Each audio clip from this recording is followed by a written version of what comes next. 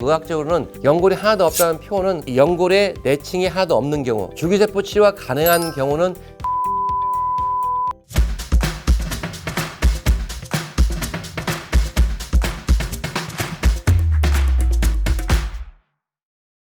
안녕하세요. 닥터고의 쓰리고 TV 주치 고용곤입니다. 저번 시간에 반월사 연골판의 수술에 통증이 오는 이유에 말씀드렸는데, 이 무릎은요, 제가 어제도 좀 남아서 책을 좀 공부를 했는데 정말로 발전을 많이 하고 있고요. 그리고 다른 관절은 훨씬 복잡한 관절이에요. 뭐 연골도 있고 연골판도 있고 인대도 있고 뭐 이런 활액막도 복잡하기 때문에 그만큼 연구가 많이 이루어지고 있는데, 오늘은 그 중에 하나의 구조인 연골에 대해 말씀드릴게요. 환자분들이 많이 궁금해하는 게 그거더라고요. 연골이 하나도 없으면 돼야 안 돼요.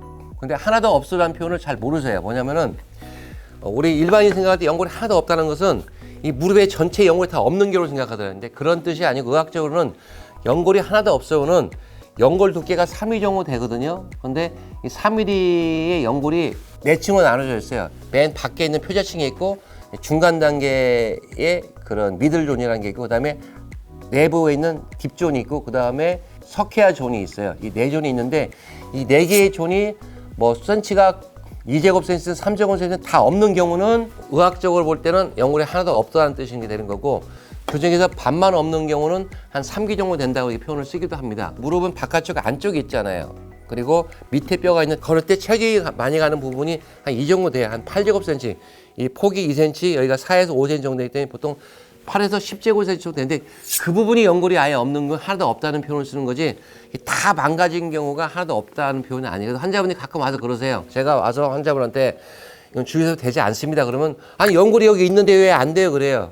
그런데 아셔야 할 것은 연골이 하나도 없다는 표현은 크게 작은 범위에서는 이 연골의 내층이 하나도 없는 경우, 넓은 범위에서는 이 손상 부위의 면적이 중요한데, 줄기세포 치료가 가능한 경우는 이 손상 부분의 면적 크기가 너무 넓으면 되지 않는다는 거. 그래서 여러분들한테 제가 연골에 말씀드리는 것 중에서 중요한 것은 체중 부하가 되는 부분에 연골이 한 6제곱센치 이상이 없는 경우는 아직까지 기술로서는 좀 한계가 있다. 그리고 한 반 정도 체중 부하의 한 6제곱센치, 이게 폭이 한 2cm, 한 3cm 경우까지 줄기세포 가능합니다. 그래서 실제로 인공관절을 필요한 분들의 한 20% 정도, 10명에 2명 정도는 줄기세포로서도 재생이 가능하고, 또 앞으로는 더 이게 더 가능하지 않을까 하는 게 제 개인적인 생각의 과학의 말씀을 드리고요.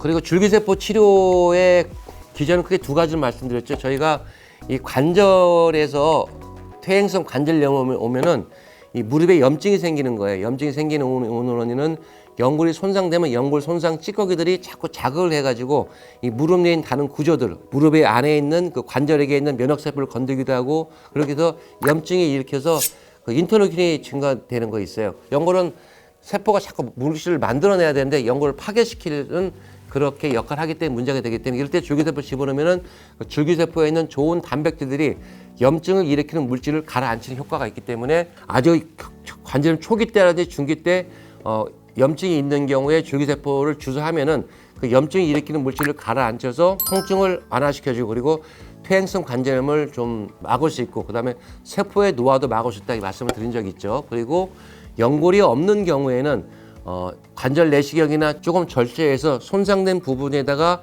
접착제를 붙이면서 연골을 재생한다고 기억나실 거예요. 그래서 제가 다음 시간에는 이 접착했을 때 언제 연골이 생기는가에 대해서 말씀을 드릴 거예요. 그리고 왜 아픈지 말씀드릴 거고, 오늘은 연골이 전체가 없다는 게 무슨 의미인지를 제가 한번 말씀을 드렸고, 줄기세포가 어떤 경우에 가능한지, 그리고 과학은 제일 계속 발전하기 때문에 앞으로는 인공관절 할 것인지 아니면은 만들어진 연골을 자기가 살릴 것인지 하는 선택의 기회가 앞으로는 오지 않을까 하는 게 저도 연구하는 입장으로서 기대를 해보고 저도 열심히 노력을 할 겁니다. 제가 요즘 사실은 진료를 끝나면 한 7시, 6시 반쯤 돼요. 그러면은 이제 나이가 젊을 때는 집에 가서 책을 봤는데 요즘 도저히 볼 수가 없어요. 이 나이가 이제 저도 한 50대 중후반이 되다 보니까 눈도 잘 안 보이고, 그리고 일단 저도 집에 눕고 싶어요. 소파에 눕고 싶고 그러기 때문에 도저히 안 돼서 가능하면 집에 병원에서 한두 시간, 2시간 정도는 이 논문을 보는데, 그러나 저도 열심히 노력해서 여러분들한테 좋은 결과를 주는 의사가 되도록 해서 열심히 노력하겠습니다. 감사하고 다음 시간 기대해 주세요. 감사합니다. 줄기세포가 손상된 연골 부위로 이동을 해요. 그러면서 분화가 되기 시작해요. 또 연골세포가 강해져야 돼. 믹싱하는 과정이